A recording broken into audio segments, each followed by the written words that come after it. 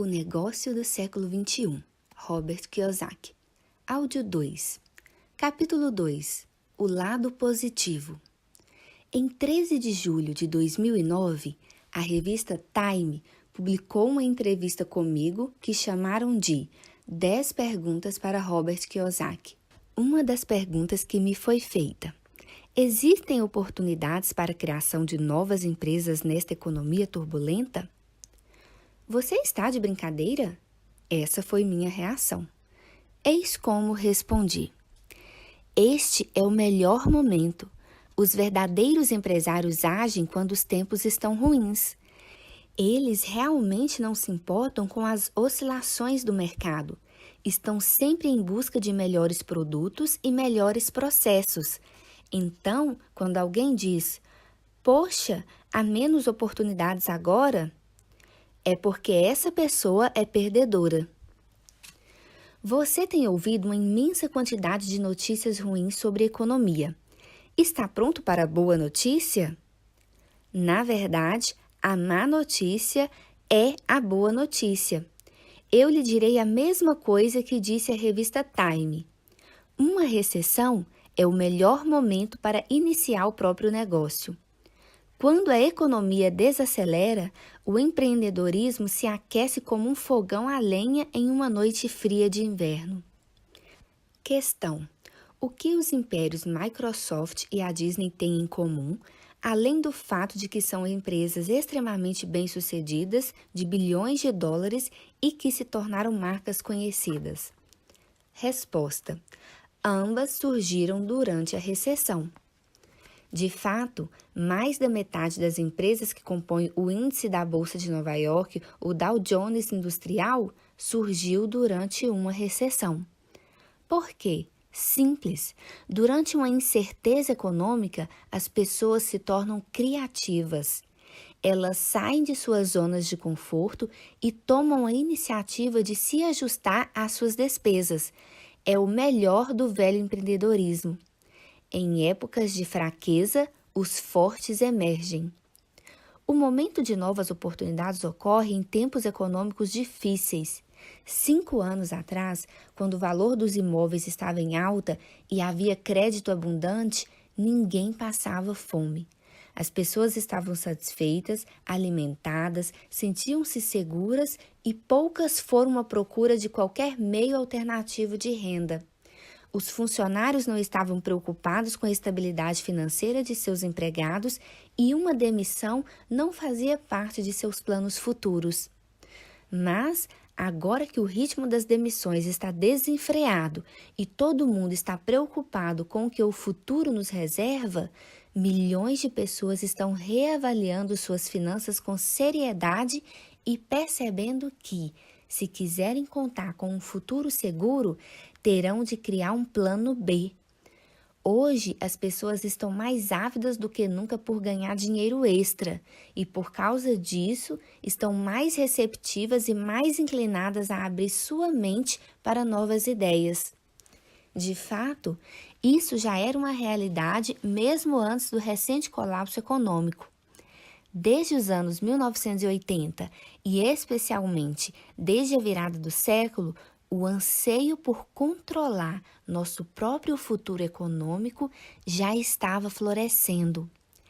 Eis o que a Câmara de Comércio dos Estados Unidos disse em um relatório de 2007 intitulado Trabalho, Empreendedorismo e Oportunidades na América do Século XXI. Milhões de americanos estão abraçando o empreendedorismo, administrando as próprias pequenas empresas. Bem, não sou economista, mas conheço alguém que é, Paul Zane Pilzer. Paul é um prodígio.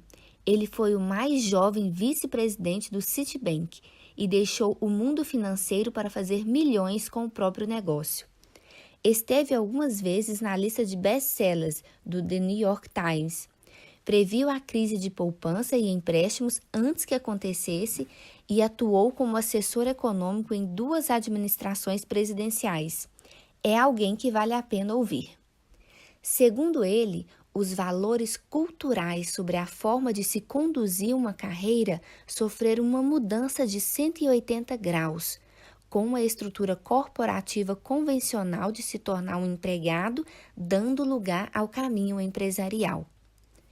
A sabedoria tradicional na segunda metade do século XX, diz Paul, era ir à escola, ter uma boa educação e trabalhar para uma grande empresa. A ideia de abrir um negócio, na maioria das vezes, era considerada arriscada. Admirável talvez, mas arriscada. E talvez um pouco doida. Hoje ocorre justamente o oposto. Paul está certo. O relatório da Câmara de Comércio que mencionei anteriormente também cita uma pesquisa realizada pelo Instituto Gallup que constatou que 61% dos americanos prefeririam ser o próprio patrão. Outra pesquisa, dessa vez efetuada pela empresa Decipher de Fresno, descobriu que 72% de todos os adultos americanos prefeririam trabalhar para si a fazê-lo para outras pessoas, e 67% pensam em desistir de seus empregos regularmente ou constantemente. E não se trata apenas de ganhar a vida, também se trata da qualidade de como estamos vivendo. As pessoas estão acordando para o fato de que querem ter mais controle sobre sua vida. Elas querem estar mais ligadas às suas famílias, controlar o próprio tempo, trabalhar em casa, determinar o próprio destino. Nesse estudo da Decipher, 84% dos entrevistados disseram que teriam mais paixão pelo seu trabalho se possuíssem o próprio negócio. A razão número 1, segundo a pesquisa, para querer trabalhar para si próprio: ter mais paixão pela minha vida profissional. O que ocorre é que o mito do século XX, da segurança de trabalho, com sua promessa de que o caminho para uma vida plena, longa e feliz era encontrar um bom emprego, está se desfazendo diante de nossos olhos. O mito do emprego. A maioria de nós é tão alienada por conta das circunstâncias que acaba achando que ser empregado é algo normal. Longe de ser historicamente normal, esse conceito é, na verdade, um fenômeno relativamente recente. Na era agrária, a maioria das pessoas era empreendedora. Sim, eram fazendeiros que trabalhavam nas terras do rei, mas não eram empregados dele. Não recebiam um salário do rei. Na verdade, era o contrário. O fazendeiro pagava ao rei um imposto pelo direito de usar sua terra. Esses fazendeiros, na verdade, ganhavam a vida como empresários de pequenas empresas. Somente durante a era industrial surgiu uma demanda crescente, a demanda por empregados. Em resposta, o governo assumiu a tarefa da educação de massa, adotando o sistema prussiano, que até hoje modela os sistemas escolares ocidentais no mundo. Você já se perguntou de onde veio a ideia de aposentadoria aos 65 anos? Eu lhe digo de onde. Otto von Bismarck, presidente da Prússia em 1889. Na verdade, o plano de Bismarck era de 70 anos, não 65. Mas isso pouco importa. Prometer a seus idosos uma pensão garantida após os 65 anos não representou risco econômico para o governo de Bismarck. Na época, a expectativa média de vida na Prússia era algo como 45 anos. Hoje, são tantas as pessoas que estão ultrapassando os 80 anos que a mesma promessa pode muito bem levar qualquer governo federal à falência já na próxima geração.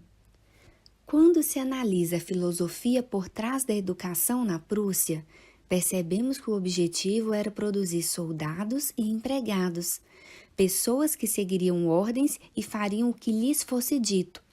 O sistema prussiano serve para a produção em massa de empregados. Nos Estados Unidos dos anos 1960 e 1970, empresas como a IBM fizeram o emprego para toda a vida se tornar o padrão ouro de segurança no trabalho. Mas o emprego na IBM atingiu o pico em 1985 e todo o conceito de carreira corporativa sólida e confiável vem diminuindo desde então.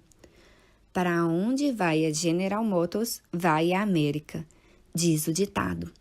Aqui estamos nós, meio século depois, e as coisas não estão indo tão bem assim para a GM. Isso significa que os Estados Unidos estão condenados? Não, mas eis o que está condenado: o mito da segurança corporativa. A febre do empreendedorismo.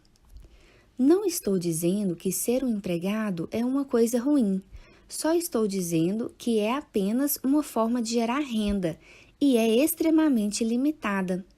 O que acontece é que só recentemente as pessoas estão despertando para esse fato. Essas pessoas, você inclusive, estão percebendo que a única maneira de se conseguir o que realmente se quer da vida é fincar o pé no caminho do empreendedorismo. A propósito, não sou o único que percebe isso.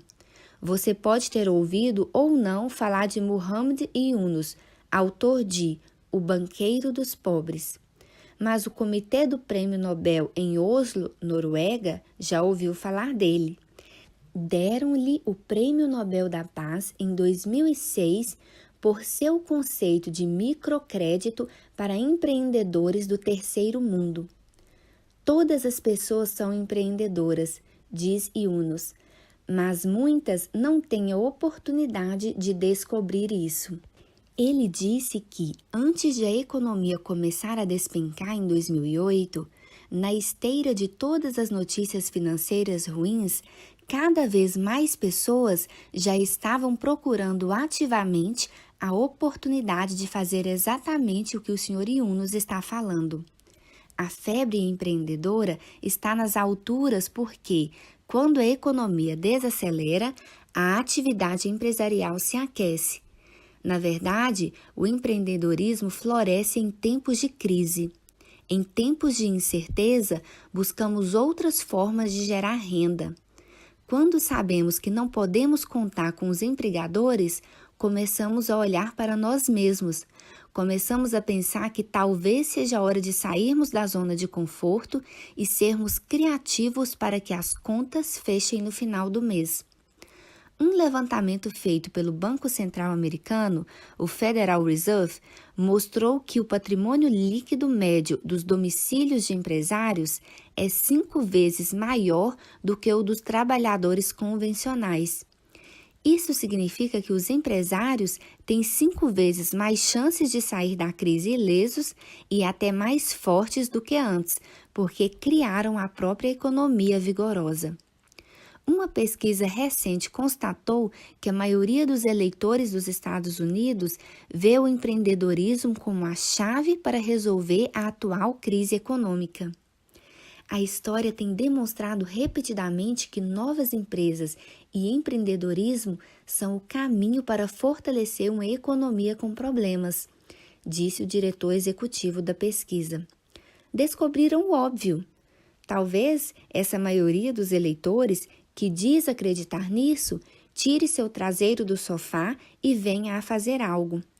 É possível, embora eu não aposte nisso. Neste instante, a economia que estou mais interessado em ver florescer por meio do empreendedorismo é a sua. Estes podem ser momentos econômicos difíceis para a maioria, mas para alguns empreendedores, aqueles que têm uma mente suficientemente aberta para entender o que vou explicar nos próximos capítulos, estes são tempos prolíficos de potencial econômico. Não só é a hora de ter o próprio negócio, como também nunca houve um tempo melhor do que agora, hoje. Como eu disse, quando as coisas ficam difíceis, quem tem tenacidade, quem é obstinado, vai em frente. E se isso é verdade, Então restam apenas 2 perguntas. Primeira, você está disposto a ser obstinado? E se a sua resposta for sim, então a questão 2 é: seguir em frente fazendo o quê? Não posso responder aquela primeira pergunta por você, mas sei exatamente como responder a segunda. Responder a essa pergunta é o principal objetivo deste livro.